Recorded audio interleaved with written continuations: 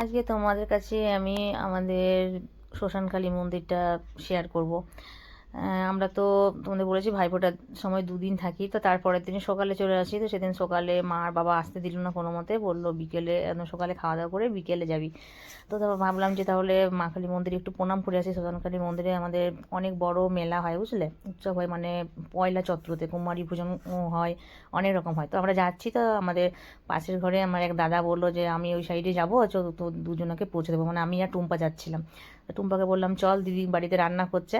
দেখো শ্মশানকালী মন্দির চলে এসেছি। মানে এখন তো মন্দিরটা খুব ভালো করেছে জায়গাটা।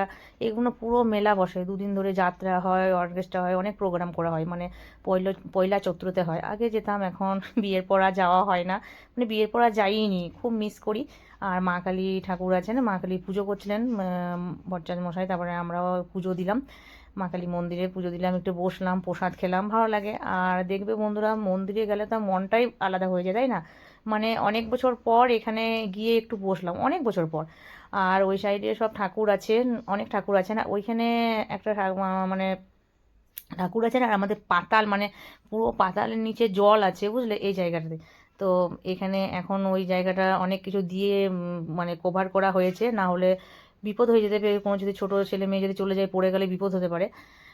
তো যাই হোক, এখানে আমরা একটু ঘোরাঘুরি করলাম, পুজো দিলাম, আর খুব ভালো লাগলো। মানে সে আগেকার ছোটোবেলাকার সব স্মৃতিগুলো মনে পড়ে যাচ্ছিলো, যে কত মজা করতাম।